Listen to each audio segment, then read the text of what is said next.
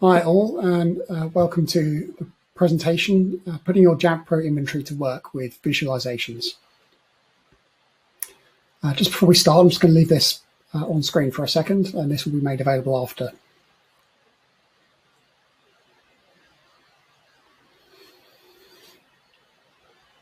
So just to introduce myself, my name is David Ackland, and I'm the co-founder and technical director at Move IT in the UK. We are an Apple-focused IT service company providing outsourced IT services to organizations in the UK and overseas. I've been working with deployment and device management technologies for about 18 years now, and with Jamf specifically, and formerly Casper Suite, for about 10 years. So the agenda for this presentation, we're just going to go through sort of four main sections. First of all, we'll talk about what the presentation covers. The second part will be why you might want to use it. So on the topic of visualizing inventory data, specifically why is it useful, and how we use it. The main topic will be showing you how you can do it with lots and lots of examples. And then at the end, just a few advanced topics. So what this presentation is about is taking this inventory data that you can see on screen and turning it into more easily digested visualizations that tell the story of the inventory data a bit better.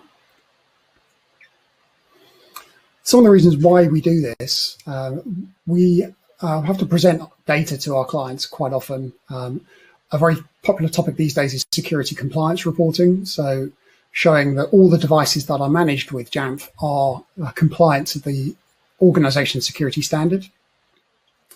We also use it for things like device issue monitoring. So just being able to track, detect and track issues with devices, maybe running out of disk space, policy failures, that kind of thing. And lastly, to present hardware and hardware spec aid breakdowns for clients so they can make decisions about when to reassign or replace aging hardware. And why we use visualizations? Well, if we take a look at this table, for example, this comes directly out of Jamf. This is 14 devices, and it's just showing the hard drive, the type of hard drive that's installed.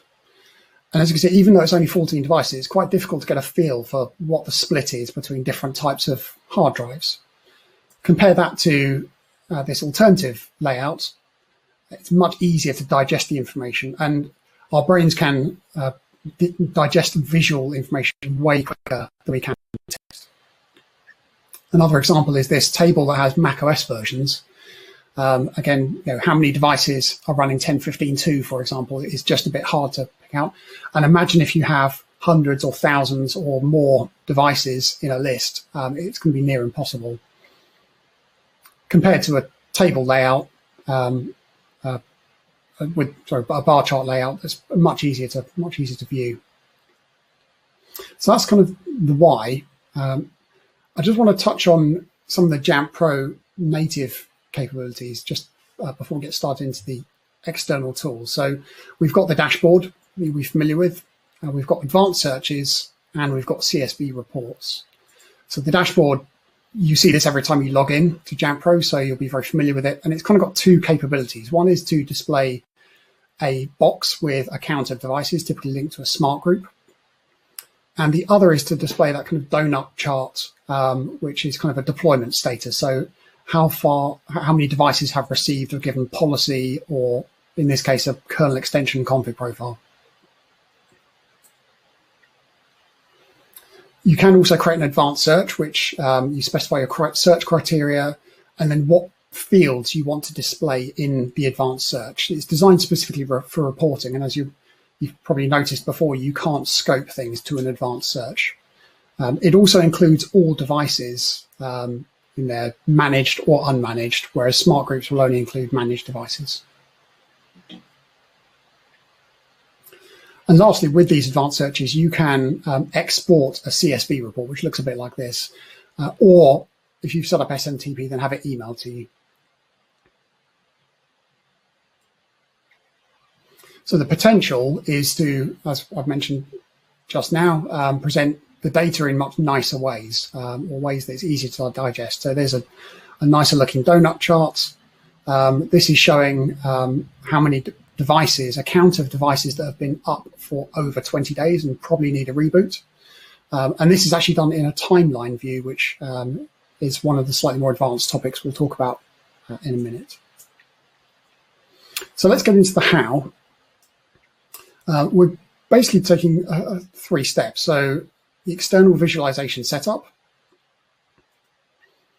getting the data exported from Jamf, and then importing it into the external tool.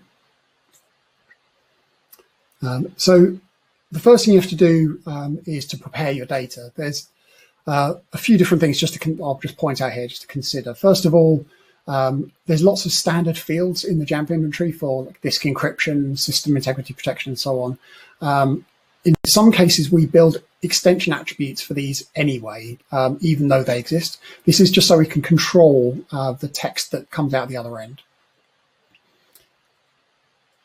We also have to add missing fields. So in that example early on, disk type isn't a standard field. So we added that via an extension attribute, but some fields you might want to externally calculate. For example, the year of the machine, depending on the tool that you're using, you could extrapolate that from the computer name, which always has the model year in it. Once you've got all your fields lined up, then you'll create an advanced search and export the data. So in these examples, I've got a few slides and videos. We're going to use Excel. If anyone's wondering why we're using Excel, there's other tools that we use as well, databases and so on. But this is so that it's more within reach of everyone on this watching this session. You can get started straight away. Most people have a copy of Excel that they can use and they can start playing around. So first of all, I've got an Excel workbook open. I'm just going to reference the CSV export from Jamf. So I'm going to go to the Data tab, click Get External Data from Text, and then pick my CSV. And this has just come straight from Jamf Pro. It's a delimited file, it's a CSV file, and the delimiter is a comma. And then the rest of the options are just going to be left at their defaults. And I'll click Finish. It'll ask me where I want to put the data, and I'll just click OK. So there's the data imported. I can change a couple of extra options. In my case, I like to have it so that as soon as I open the Excel file, it will automatically refresh the data and overwrite anything that is there previously. Now, one of the reasons we set it up this way is so we're not editing the CSV file directly. As you'll see, if I open up the CSV file, I can just make an edit to that. Imagine if I just downloaded a new copy of the CSV from Jamf. I can save it, and then in the master file, if I refresh the data, that's now changed that first value. This is because this is going to be set up as a template, and we don't want to have to continually edit new CSVs that we've downloaded from Jamf.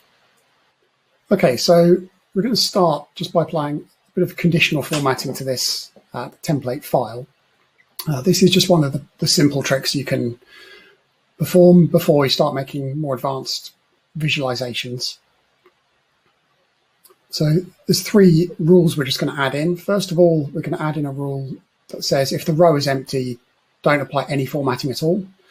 This is mostly cosmetic, but once the data ends and you're scrolling down, you don't want it to show that, you don't want it to apply error formatting or anything like that to the rows.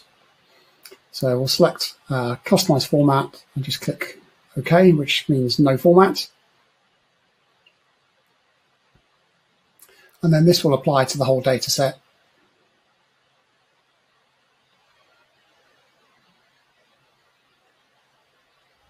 And then we'll click Stop if true, because we don't want it to apply other rules afterwards. The next rule that we're going to apply is just looking for blank cells.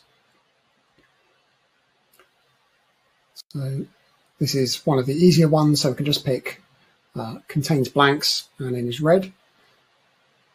Again, this will be the same range of data, and And we just need to move that below the other one. There we go, the blanks are highlighted.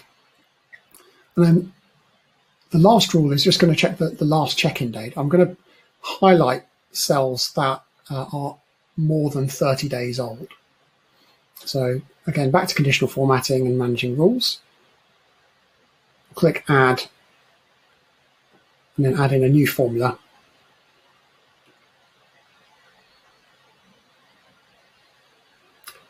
And so this is saying less than or equal to today minus 30.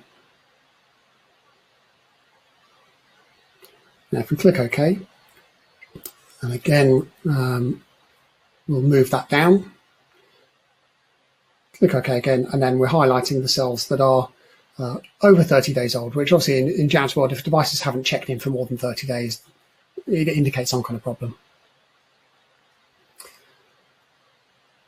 So the next part is where we're going to start making some more advanced visualizations, and we're going to use pivot tables in this case. So to do this, to start off with, we're going to highlight all of the data, and then we're going to click on Insert and then select Pivot Table. We're going to put this onto a new worksheet and click OK, and then we've got our initial pivot table. So this one will be a disk type report. So I'll just type that above so that it's easy to remember. And then we'll select the data. So we're going to put the computer name into the values area to give a count of computers, so 683. And then we're going to refine that further with some rows. We're going to by dragging the disk type down into the rows section. So there, we've got a count of the different types of disks there. So get rid of the blank one. Okay. So now that we've got this data in a pivot table, we're going to add a pivot chart. So we're going to select the data, click on Insert, and then go to the charts. So in this case, I'll pick a donut chart. And then just to make it look a bit nicer, so we're going to edit the title. We'll remove the legend. Now we're going to add a few other bits of information. So under Design, we're going to add data labels. And then we're going to right-click on the data labels, select Format Data Labels, and add a bit more information, so the category name, and just clean it up a little.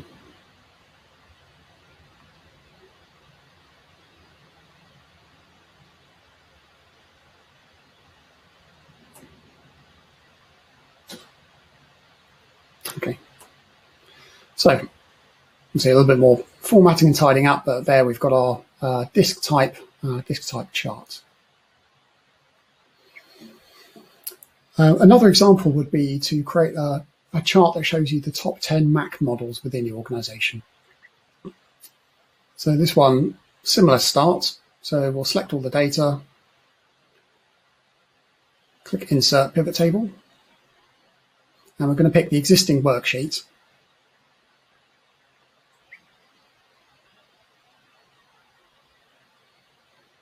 And then we'll add in a computer name into values, and then this time we'll put the model into the rows.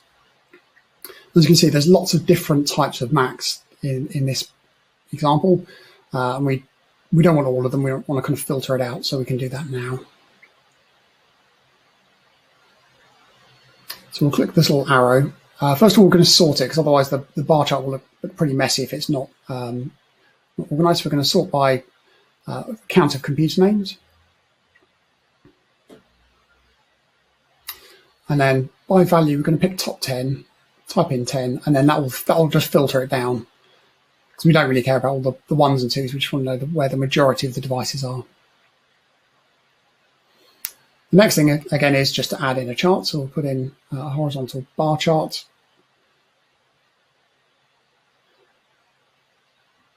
Okay, it's sorted. I want to sort it the other way around. So it starts with the most at the top, and then obviously put in top 10 again.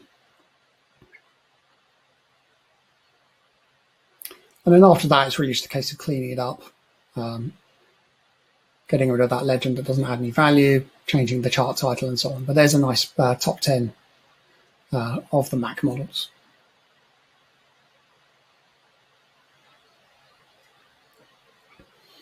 Okay. The last example is looking at a breakdown of the last check-in dates. So for this one, same start. We'll select the data, insert, and then pivot table, and also put this one on that same sheet. I like to just put all the pivot tables in one sheet, so you can do that however you want. We'll pick the computer name again for the values,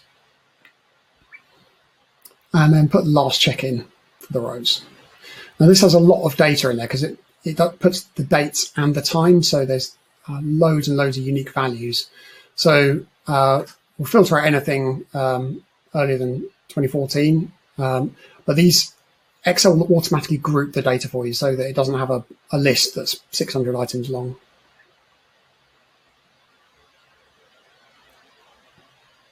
So once we've done that, we can go ahead and insert a chart again.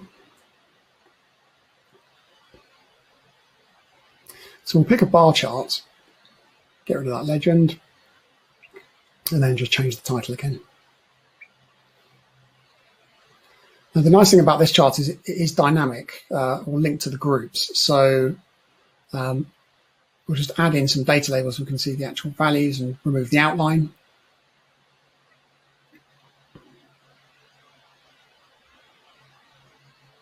Okay, there we go. Now, if I expand the 2020 year, you'll see it will automatically expand in the chart. This is showing the quarters of the year, so you can click Remove Quarters and it will just show the months. Now we've got the individual years for the check-in dates, but then when you get to 2020, it will break it down per month, all within one chart. But if you change the data in the pivot table, it will just automatically update the chart for you. So we've got a few different visualizations here. Now we can just assemble this into a report. This is all pretty straightforward. So I'm going to make a new sheet for the actual report layout. On the View menu, just switch over to Page Layout.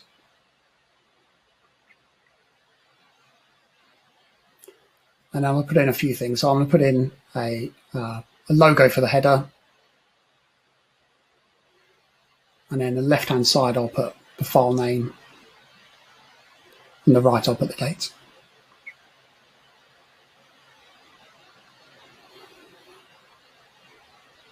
Now, once we've done that, we can literally just copy and paste each of these different charts, copy them across into the report, and then just resize them as necessary. So you kind of arrange things however you want to see them in the final report.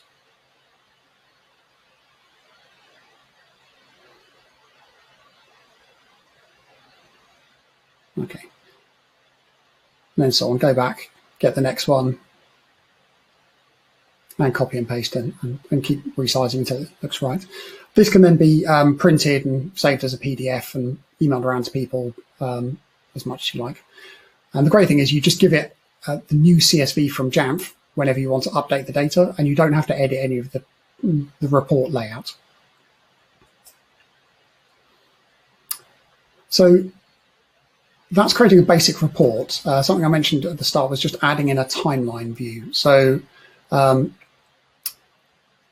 going to show you an example of how we do this. In regards to why we do it, there's just a few use cases. One of the things we have done in the past is used it to track how things have changed over time.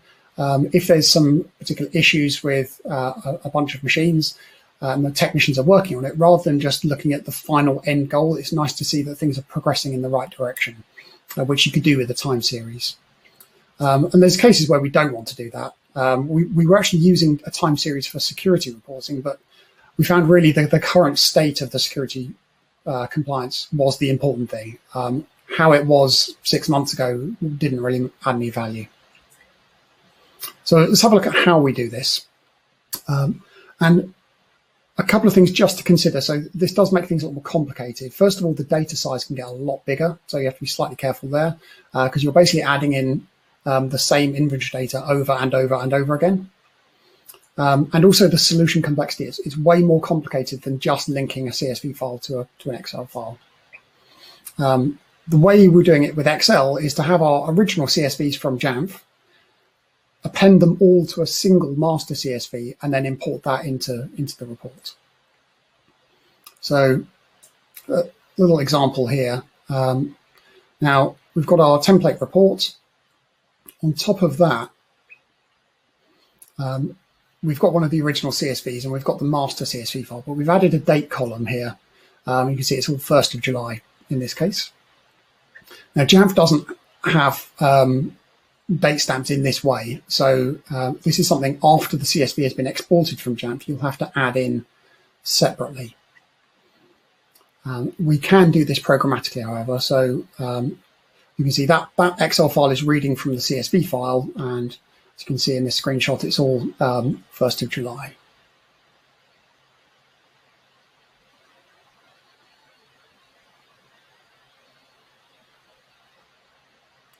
Okay, so we have a script which looks like this.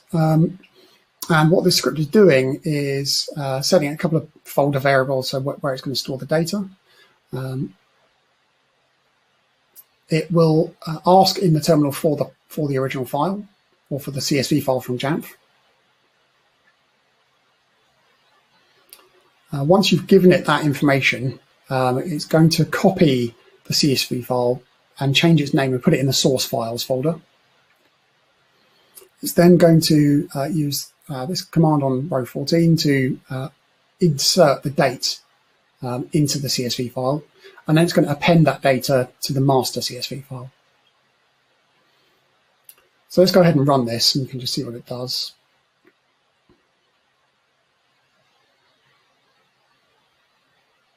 So we'll drag the script in.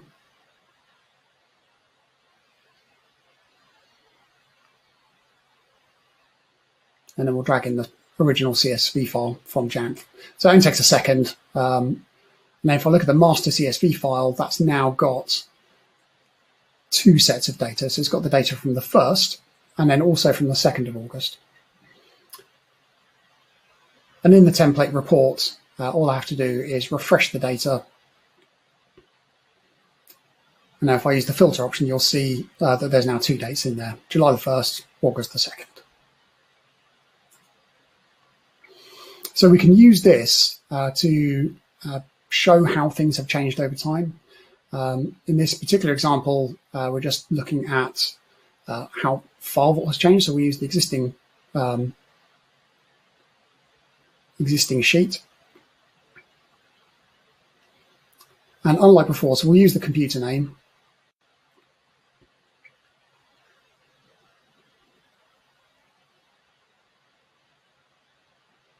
And then file vault 2 status will go into the column section, and then the date will go into the rows section.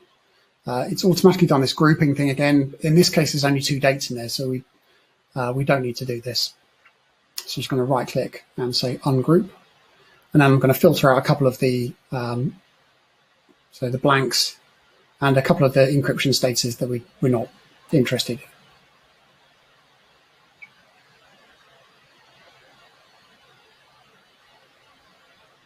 Okay.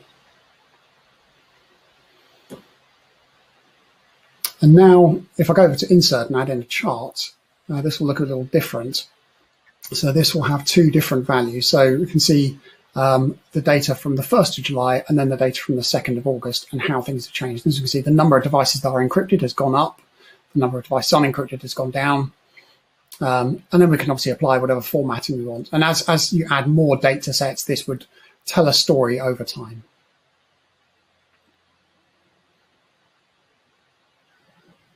Okay. One slight catch with this is that it adds the data in twice. So in this example, we just need to filter out just the latest data. So as you can see, the static charts that aren't showing a time series have basically duplicated the count of devices, which is a problem.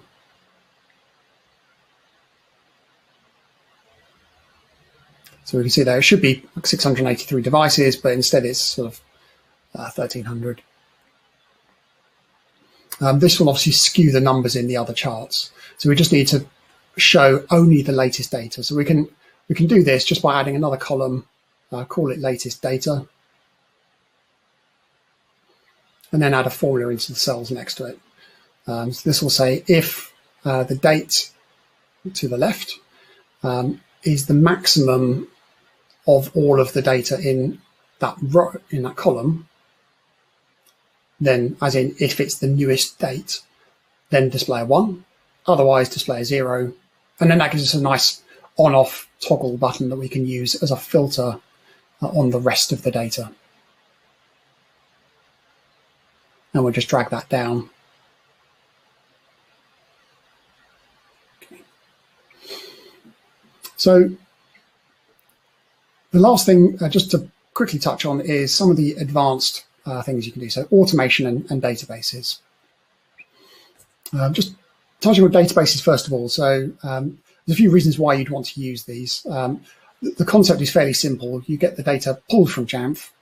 You'll apply any kind of cleanup or parsing that you might want to do first of all, and then import it into the database.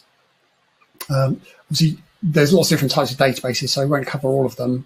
Getting the data from Jamf is one example of how you could do it. This basically just uses the API and iterates through each computer record in Jamf and pulls it down into JSON formats. That can then be imported into whatever other tool you want. Why you might want to use a database, I suppose one of the main reasons is data size. Excel does kind of choke once you start hitting like 100,000 rows or more. So if you've got a lot of data or you're adding a time series or something, then a database might be better. The structure of the database, it is more complicated to set this up. When you create a database, you have to create the structure first. So unlike Excel, where you just throw data at it, and it's kind of free form, with a database, you have to give it all the fields ahead of time. And then you'll still need to use a graphical tool afterwards. So if you use a SQL database, for example, that will just be the data in table format. You could still use Excel. If you add in an ODBC driver, you can connect Excel to a SQL database. Obviously, if it's a size, if the reason you're using a database is because of the size of data, then Excel will probably still choke again. So you might be looking to use something else, Java-based, PHP, or something like that. Lastly is the full automation. So there's a couple of sort of manual steps that we've seen here. So if you did want to completely automate this, the main steps you're looking at: pulling the data from the Jamf API, applying any cleanup, and then importing. So using a script that can perform the whole action in one go. One of the tools that we've used quite a lot in the past, and we're big fans of, is Elasticsearch. So this is kind of like a schemaless database where you can throw text data at it. So it behaves and responds like a database and can scale like a database with regards to data size, but is very, very flexible. If you were to give it the JSON data from Jamf, for example, it will import that very, very comfortably. It has a web front end called Kibana, and this has tons and tons of built-in visualizations that you can use to make lots and lots of charts. And if you were to use this with an API script, and Elasticsearch also has an API, so the script would export the data from Jamf, import it into Elasticsearch, and then your Kibana dashboards are automatically updated. So this is, if you want to get more advanced, this would be a way that you could go. And with that, say thanks very much for watching.